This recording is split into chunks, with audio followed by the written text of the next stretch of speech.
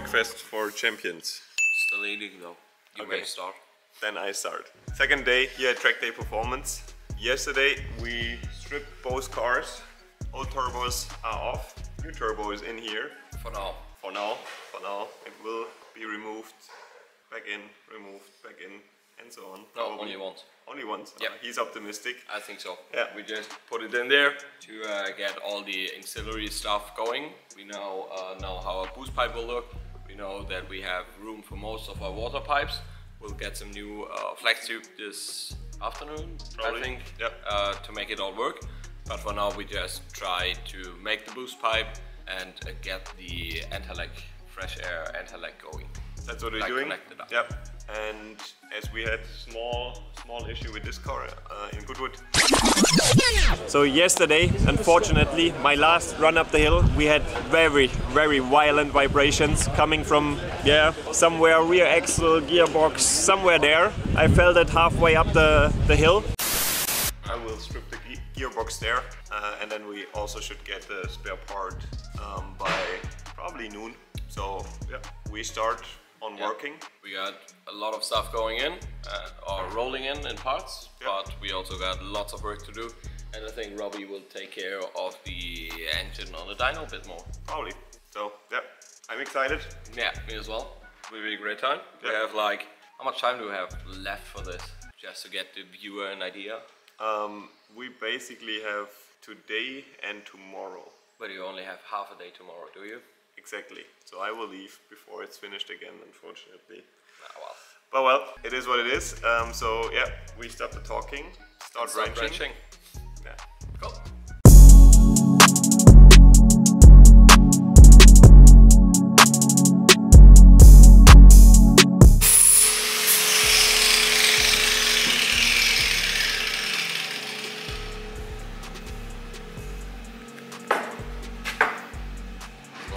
What I did there. I mean, you have long ways here. Yeah, for sure. So that's why it has to be precise. Yeah, always. That doesn't work too well for me because normally I just eyeball it and improve it at getting there, but this doesn't work out here. No, I'll just give it another grind and then we'll see if it fits.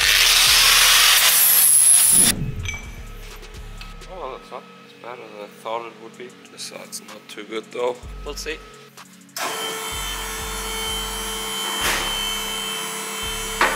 45 flex tube, 45. Whatever. Wherever you want with the flex tube, The further back you can keep the flex tube from the turbo, the longer it will last. I know. But the temperatures are way down. Instructions clear. Yeah.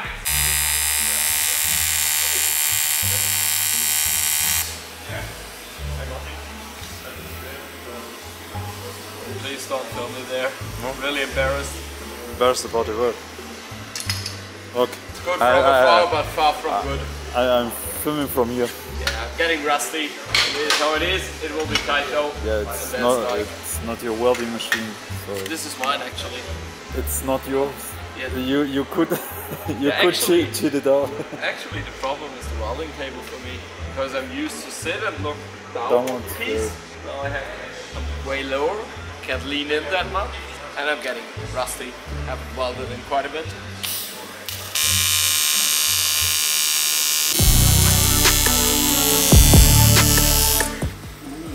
That one was actually nice. Also, you keep filming, I keep getting better.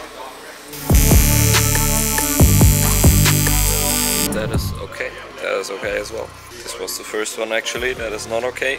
I'm getting there. If you polish it out, it will look nice, but it won't blow any air out. That's what it's about basically. But still, can't get my ego around it.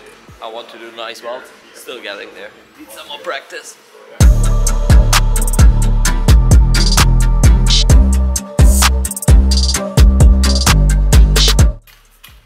So cold. Yeah, yesterday we had blue skies out, sun's out, really warm, and today we have Irish weather again. It's not particularly really cold.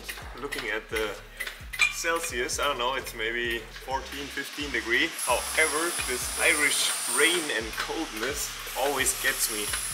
It's so cold, so I try to do some more heavy work here. get some heat in my body. Yeah, getting out the gearbox. Yeah, we need to change the input shaft and also check the cracks in the bell housing that we brought from the Goodwood Festival of Speed. It's actually extra work. It's a bit of extra work here, yeah. I was puzzled why do we need to get the gearbox out? Get the gearbox out in order to build turbos. Yeah, normally we wouldn't need to get the gearbox out for the turbo rebuild. However, in Goodwood we had this issue where I felt very violent vibrations. However, as Joe was just tucked in behind me and I couldn't barely just stop. That was the reason why I continued up the hill, and the vibrations got so violent that it actually cracked the bell housing. So we need to check if we can fix it, but yeah, I have good hope. Yeah, can you fix it here? Here? For sure. Sure. If you can't fix it here, it's not fixable. It's not fixable. Like there's a huge machine shop with all kinds of mills, lathes and everything here, welders, everything. So I think we should be able to fix it here.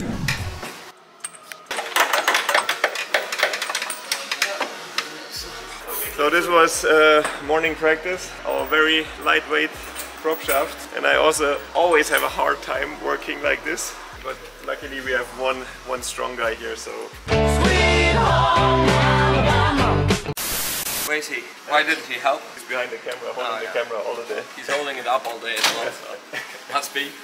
Gearbox coming down. Next up, the bell housing. The crack is unfortunately up here. You can't really see it, but we'll have it removed in a short amount of time. So you inspected it at Goodwood? Yep, we already saw that the cracks were there, but we couldn't do anything about it. So yeah, we decided to retire the cars, even though it was a shame and we would have loved to go out together. But the worst thing that could have happened would have been that us throwing a gearbox onto the hill climb and making a mess out of it. Not only for us, but also for the rest of the competition up there. You want to see the crack? Here's the crack.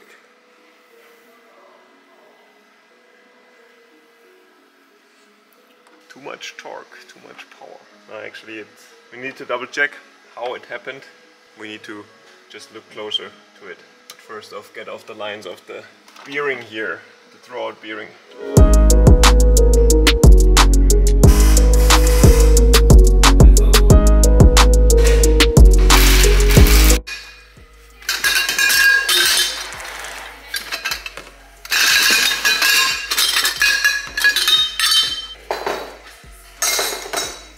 Pipe is in. That would suffice for a normal car, but we want to go all out and do some fresh air anti-lag, so we have to bring some boost or some fresh air from the boost pipe up to the exhaust manifold. And I want to probably do it like this, turn it in a bit more and then go up here so it won't be in the way. I will try to make it possible to reach it when it from down there, when you want to remove the boost pipe for some unknown reason. And yeah, that should be fairly good. That should suffice.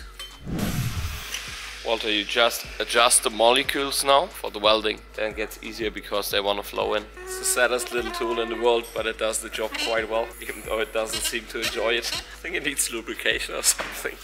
Looking if I can find the reason why we had so much imbalance in the system between the flywheel and the gearbox.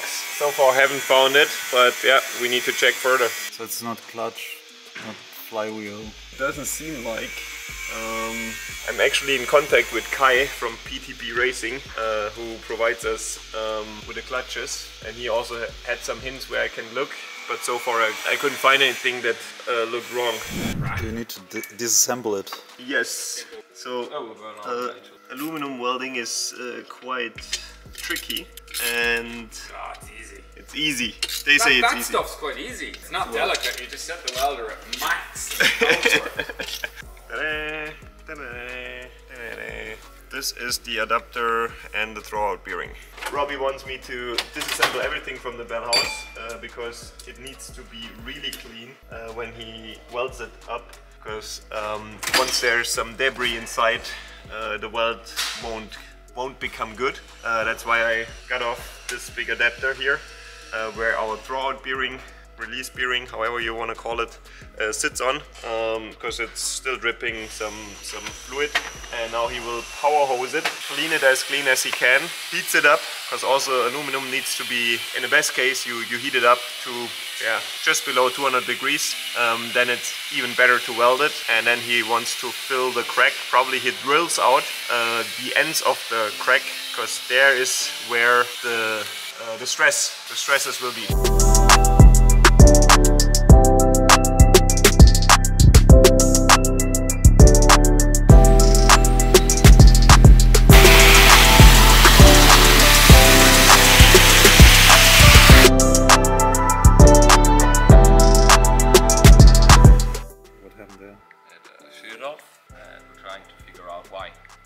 At Goodwood, yeah.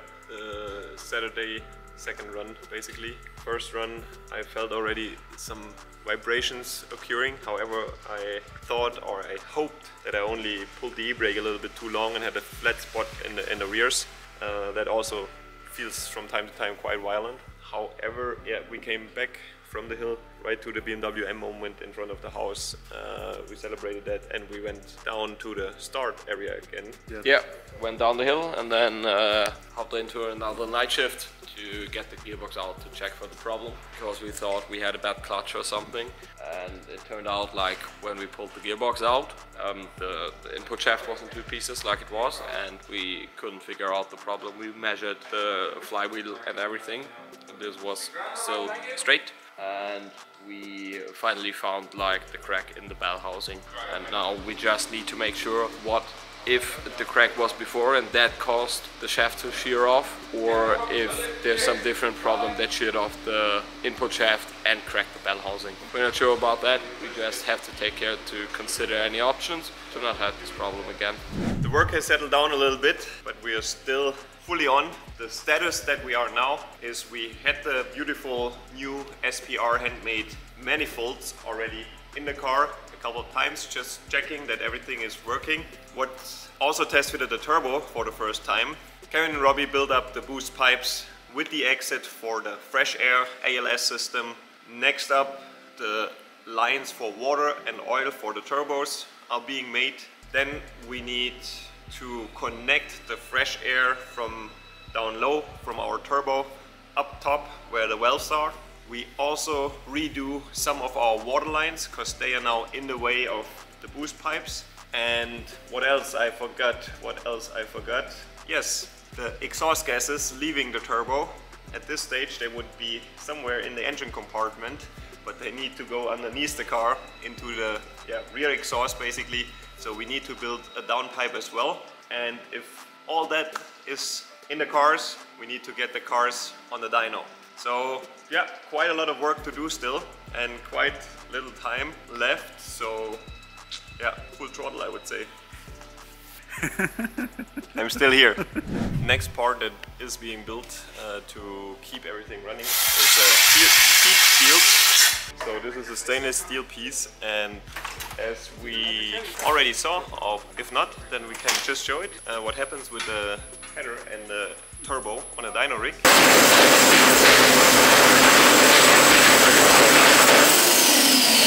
It's going red, so it's quite hot, and the radiation heat is quite a lot, and this piece will keep the radiation from going to the valve cover and to all the components that are up there, the high pressure pumps and so on and so on. So this basically keeps the heat where it should be, down there and not up there, melting things that we need. So yeah, this has been the downpipe before. So we had two turbos, that's why we needed two exits and then joining in a Y piece to one. And Kevin is building the new downpipe, and as we only use one turbo, it's only one tube going through.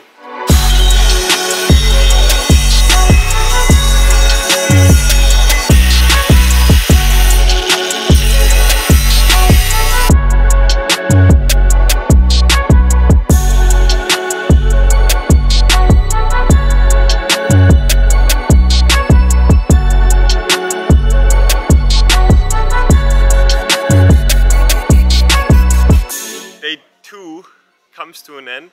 We got quite some stuff done. We got the manifolds finished. We welded on the flanges for the wastegates. We got the boost pipes made. We got, what else did we got? We got one downpipe, I would say 80% done.